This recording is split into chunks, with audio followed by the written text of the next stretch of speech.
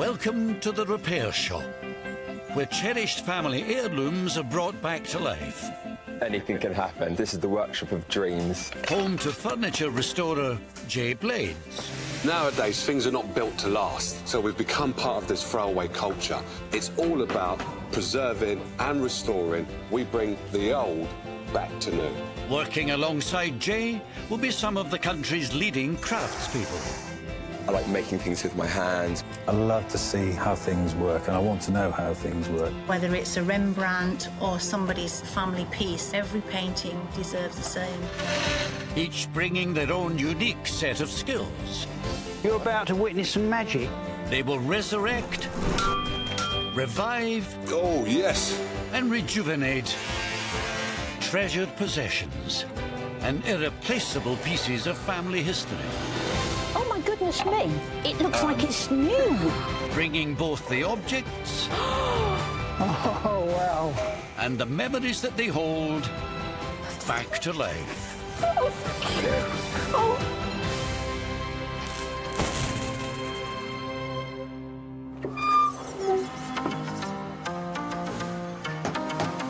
In the repair shop today, accordion expert Roger Thomas wrestles with an instrument that survived the Blitz, but now sounds like a strangled cat.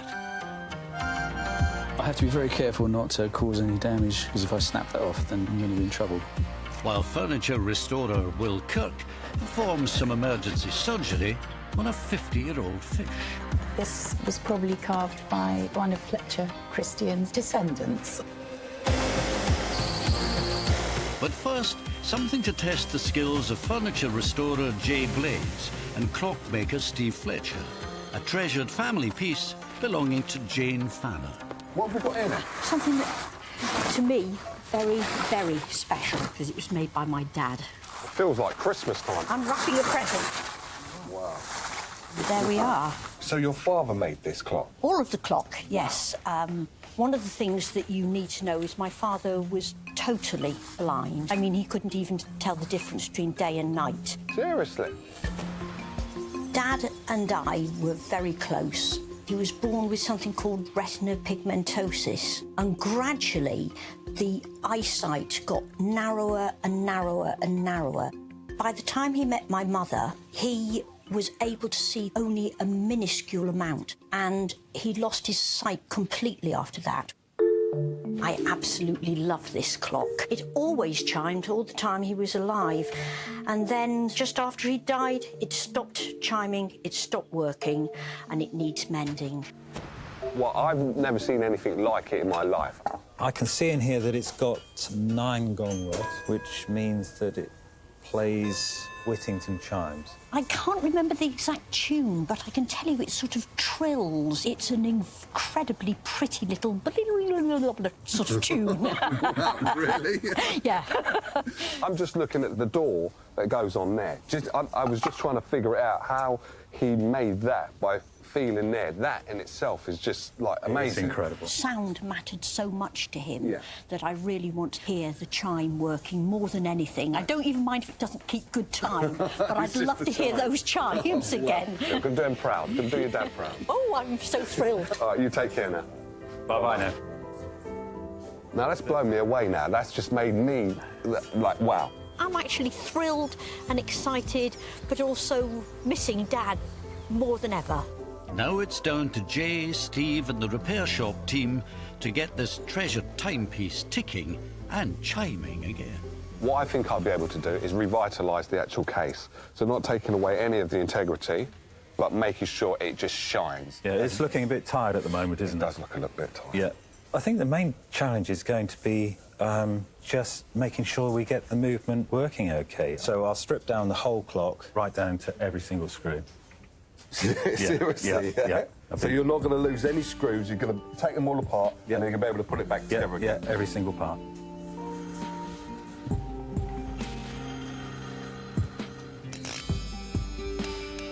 Right, taking the mechanism out. So it's like a piece of furniture now. Cool, so I can have my wicked way with it. You can have your wicked way with it. Thank you, sir. Yeah. Kirsten, I wonder whether you can do a little job for me. Steve is also calling on the skills of repair shop ceramics expert Kirsten Ramsey to help give the face a well-needed makeover. Got this dial here that I think we could improve by painting in the numerals black. That leaves Steve with the main challenge of getting the chime sounding. The hammers that hit the gong rods are powered by the clock mechanism, which hasn't worked since Jane's father's death. So to fix the chimes, Steve's going to have to first mend the whole clock mechanism. The main problem are in the bearings, these holes here. Even more tough than that is that some of the teeth are slightly worn. So the main challenge is going to be to get the chimes sounding as Jane would have remembered them. And that's going to be quite interesting.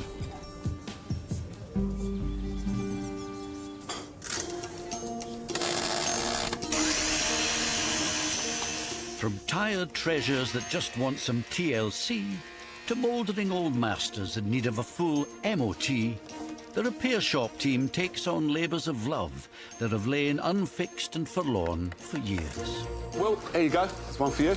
So, what's in the box? It's a flying fish. Wow. This family pet was plucked from a remote corner of the Pacific by Fay Lambert's parents nearly 60 years ago. He needs a little help from furniture restorer Will to bring him out of retirement. You can see what's happened. Its tail snapped off, unfortunately. You don't happen to have... I'm sure that you would have bought it with you. I'm you did afraid have that's long gone. Right. It was bought on our way back from Australia, and I remember my mother coming down, waking my sister and me up and saying, come up on deck, because something quite exciting's happening. And the islanders were rowing out in their canoes from Pitcairn Island, and they were selling their wares. Wow. I don't know if you've heard of Mutiny on the Bounty, yes. but this was probably carved by one of Fletcher Christian's descendants. The crew who mutinied on HMS Bounty in 1789 in the South Pacific settled on Pitcairn Island. Their descendants live there to this day. And carved flying fish like Fay's can fetch up to 200 pounds in good condition. Steve? Yeah? You haven't got a pair of calipers. Will's toughest test will be to make a seamless repair without the original piece of tail that's broken off, as it was carved from a tree that grows on the other side of the world, thousands of miles from the repair shop. So I've managed to find some wood that has a very similar colour and grain to the fish, and hopefully I might have enough width on that to make up the missing part of the tail.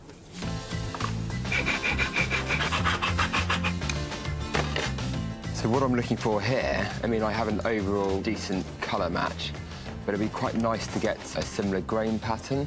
Excuse the licking.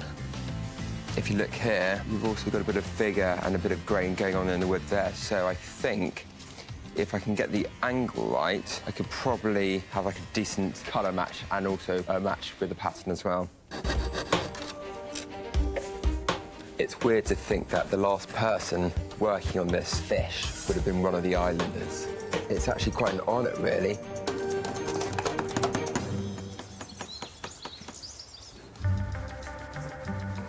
Meanwhile, third-generation clockmaker Steve has reached a critical point in getting Jane's clock working again. It's bath time. So I'm just cleaning up these barrels now. We use old-fashioned clock cleaning fluid, and then I scrub them up in normal washing up liquid. This is the way that we've been cleaning clocks forever. My grandfather used to clean them in exactly the same way. I'm just using a water-based paint with a pigment and just flooding that into these areas. It's quite painstaking and quite fiddly, hence the magnifying glass. I just find when I'm doing really sort of fiddly painting, really close up, you sort of tend not to breathe, you hold your breath so that you get a completely sort of straight line. So yeah, not much chatting while I get on with this. Jay? Yeah. You look better with your mask on. That's what the missus tells me. With the hundreds of individual parts washed and clean, Steve must now put the clock back together again before he can fix the chimes and find out exactly what they sound like. How do you do, Steve? I'm just putting some new springs into 2 of the barrels. What, that's going in one of them? Yep, and then the barrels go into the clock. So, Steve, do we know anything more about the Whittington chimes, then? Any history about that? Yeah, they're based on the chimes of St Mary's Church at Bow, so the Bow Bells. Bow Bells, yeah, East okay. London, all right. And they're called Whittington because they're based on a story about Richard Whittington, the Mayor of London. Yeah. When he was a lad, and he was Dick Whittington. Oh. And they've just been called Whittington chimes. So, Steve, when will we hear the chimes the same way that Jane remembers them? I'm almost there on the movement. I know it doesn't look it, but I'm on the home straight at the moment. Really? This is the easier part, actually. Did you just say this is the easy part? Yeah. It doesn't look easy at all. How many pieces have you got here that goes into this clock? Just in this unit alone, I suppose there's 100 pieces. Wow. And the rest of the clock, I suppose, another 150 pieces. But hold on, I do see a washer there. What's going on there? No, that was an extra washer. You sure? Don't point that out. You know what? Funny enough, I had lost a washer. I had lost a washer, so I took a washer out of my washer drawer and put it in, and then I found the washer. It does happen. So now you've got to just put it all together. Yep, no, I'm just putting it all together now. So then I'd best go and crack on with the case, actually, shouldn't I? Have you not done it yet? Well, I'll see in a minute. I'm gone. Good. Right. How you doing? Young lady you need to see is Kirsten, just over there.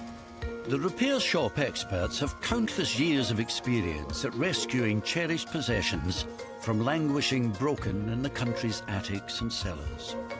What have you got there? That looks nice. Hello. So what's this? This was my mother's accordion. Oh, wow. But she has given it to my daughter now. Next to arrive in need of some repair shop TLC, the Brierley family have something to test the musical talents of accordion expert Roger Thomas. Because Sarah's the musician of the family. Oh, so you can play this then, Sarah?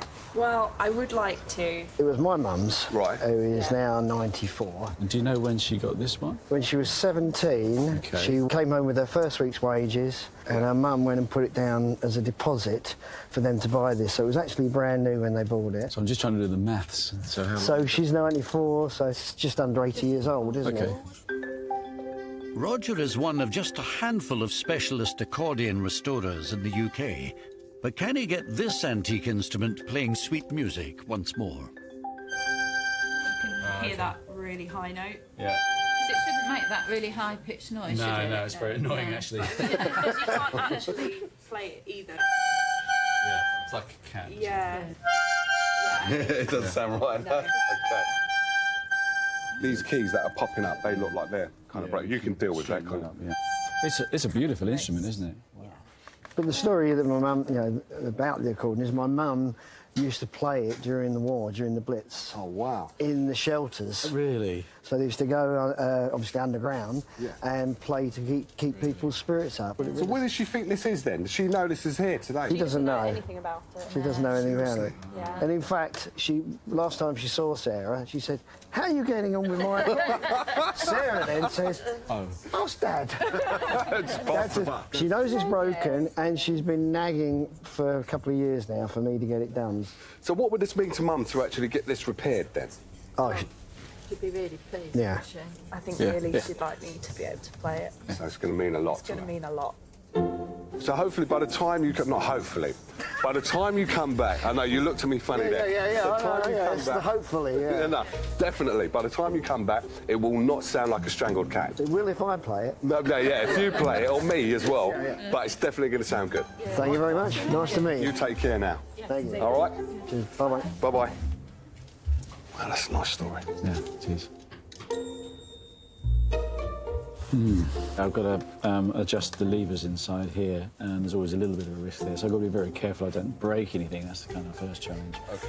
So what should a working accordion sound like, anyway? Well, can't actually play this one right now, but I've got... Why don't we go on over to the bench? I've got a little melodeon over there that I can just give you a rough idea of what it ought to sound like. That sounds all right. Yeah.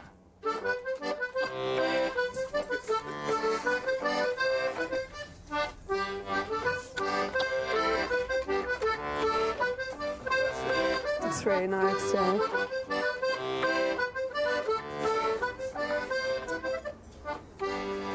So that kind of gives you a rough, A rough idea. So have you fixed it already then? He has fixed it. I quite like to say that as a ringtone on my phone. Actually, if you could do that again. Before he can get Iris's 80-year-old machine sounding as good as that, Roger needs to investigate. So it's always a bit kind of entering into the unknown when you open up one of these to take a look inside. And take the grill off. An accordion works by blowing air from the bellows across the reeds inside. The notes are determined by which keys and buttons are pressed. Roger's detective work reveals a problem straight away. Well, I can deduce from this that one of the pallets has fallen off. And look, there's the pallet. This is a pallet. It's a leather and felt sandwich. And when you operate the bellows, forms an air seal. And this is why we're getting the sound when you... The dead cat sound. The other thing I need to do is just give this leather a bit of a brush.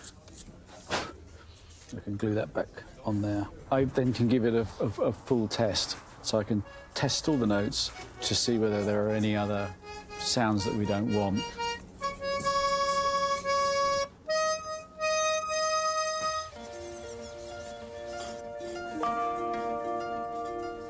While Roger's specialist skills have focused on finessing the accordion, the rest of the repair shop team have been turning their talents to getting Jane's clock ticking and chiming again in time for her return. You got a minute, Steve? Yeah. Oh. I've got your clock face. Would you call that clock face, or...?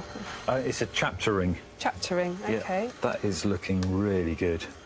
Okay. Brilliant. Oh, fantastic. Thank you. I'll leave it with you. Now, with all the pieces back in Steve's hands, his final job is to put it back together again before Jane arrives. I've got to make an adjustment. It's not going to go straight in. I've put a bolt instead of a riveted screw in, and I've just got to take a very small amount of material off of the case. After taking the clock apart down to the very last screw, it's the very last screw that's undone Steve. Precious seconds slipping away, it's over to Jay for a last-minute fix. I can't get my file in there. I don't know whether you can just cut something like that here. Oh, I'll tell you what we could do, though. We could take the door off, because it's the door that's in the way, isn't it? Yeah, it is, yeah. There we are. So just going straight down, you want, yeah? Yeah.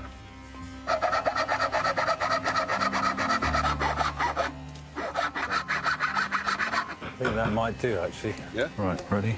Yeah. Why am I holding my breath for? Tense moment. Perfect. That's good. Absolutely perfect. Well done. Hello, Jane. How are you? Yeah, good. This is the bit we really love, so I'll just go and get it for you. Oh, wow.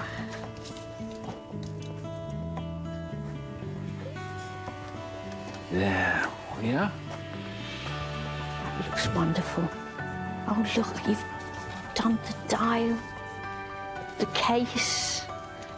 How are we doing, Jane? You all right?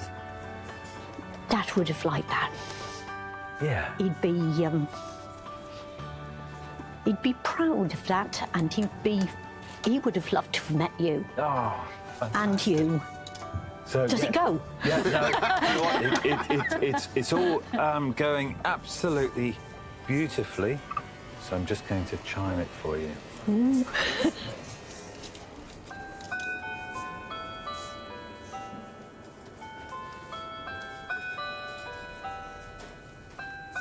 How's that? Wonderful. Fantastic. It was ticking and chiming the day he died, which came as a complete surprise and was, if you can have a good death, then he certainly did. He fell asleep in the chair next to this clock. Oh, that's... So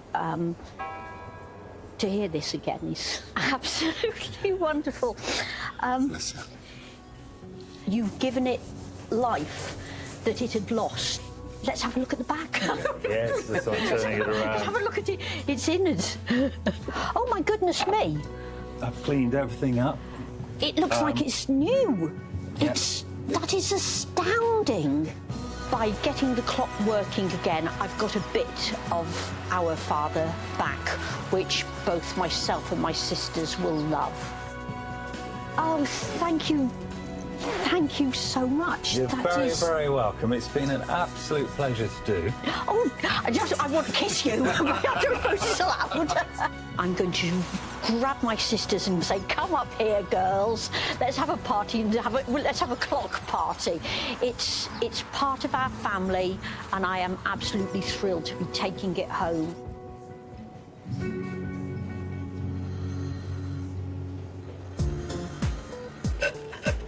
As another repair shop project is restored to pride of place, accordion restorer Roger has reached a crucial point on his project. He's taken the 80-year-old instrument to pieces and is testing all 448 individual reeds. So all of these are like notes then? That's correct. So that's kind of okay. That's not. Okay, that's quite cool, man. So that's how it works. And I've just been checking the general condition of these valves, these little strips of leather. So, Roger, now that you've got this apart, could you tell me anything more about the history of it? Well, we know it's made in Italy. Actually, this one was made in Castelfidardo. All right. And Castelfidardo these days is regarded as the capital of quality accordion manufacturing. So this has come from good stock? Yeah. And the most expensive accordion would be roughly? Well, you pay 5, 6, 7,000 or more for professional. Yeah, for professional accordions, yeah. Wow. Or even more. I mean, I've seen them more than that. And we're going to get it working and sounding beautiful again. Yeah, it's a lovely instrument, actually, I have to say. It just looks beautiful, and when it comes back together, it will sound beautiful as well. Yeah. I'm just going to put it back. The accordion's not the only thing in the workshop in need of a tuning. Do you want me to tell you what note that is? I think it was a B. I think it was... Oh, sorry. There you go, try again. Yeah, there you go. What's that? It's B, isn't it? Yeah. It's about a B. Is that an E sharp? Yeah, it's there. Is that what it is? Oh, that's in a flat. That's that flat. Finished. So I have to be very careful not to cause any damage to where this lever is fixed to the key, because if I snap that off, then I'm going to be in trouble. Roger's realigning all the keys on the keyboard and making sure none are leaking air. But the parts are nearly 80 years old, and one false move now could spell disaster. Originally, I thought I'd just need to adjust 1 or 2 of these keys, but actually they all need adjusting. And the reason why you want the keys nice and flat like this is because it gives you a nice action. It's like the response of the keyboard. And it also, aesthetically, of course, it looks a lot nicer. OK, so now I just use my little gauge to check. It's still a bit proud. Sometimes you get it right first time, and other times you don't. Obviously, you don't want to be bending it backwards and forwards too much, because then you're going to introduce some kind of, metal fatigue in there. If I broke one of these levers, it would be a bit of a problem.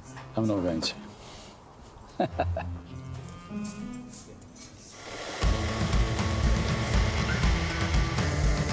Also at the fine-tuning stage, Will's angling to get a seamless fix for Faye's 60-year-old fish before she arrives to pick it up. A little bit of polish on that tail, and we are just in time, I think. We're really up against it today.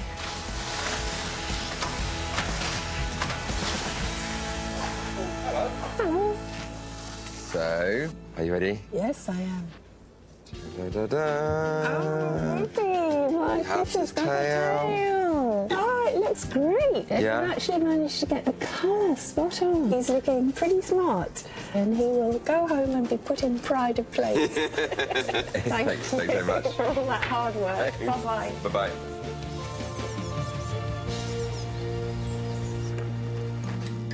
Roger's hoping he'll also hit the high notes with the owners of that very special instrument he's been working on. This is the final bellows pin, so put that in there. And the next stage is for me to give it its final test. How are we doing, Roger? Are we ready? We are, yes, it's done. It does look gorgeous. The only thing left now is to hear what it sounds like. Yep. It sounds better.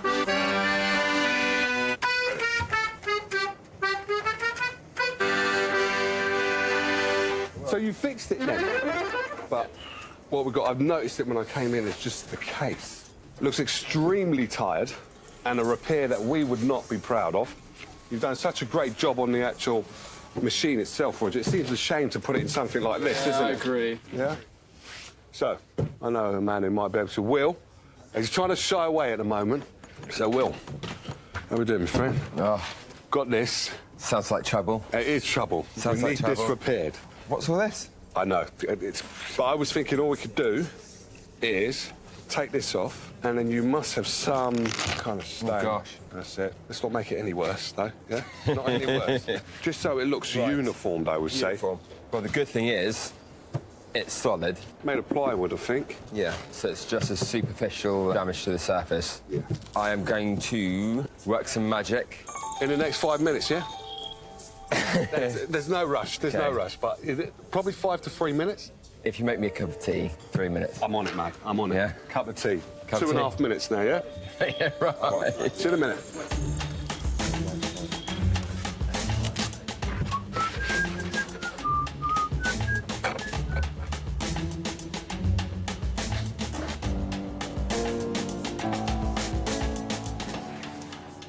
Oh, that looks diamond. Yeah? Yeah, that looks good. I'm very pleased, and it is a stunning-looking instrument, I mean, I have to say, and I am still amazed at the condition that it's in for given its age. It's 80 years old. I hope Sarah enjoys it, and it'll keep her going for a good few years, maybe another 80 years, who knows. Cheers, mate.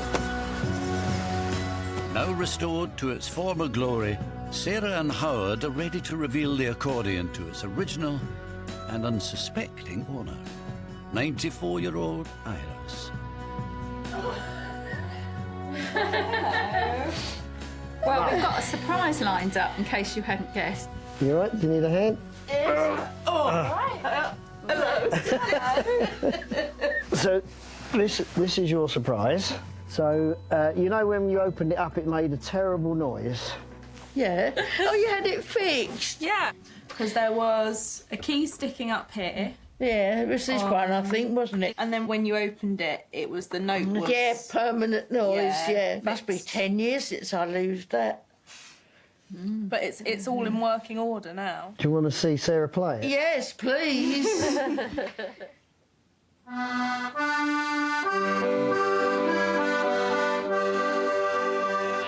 It's good.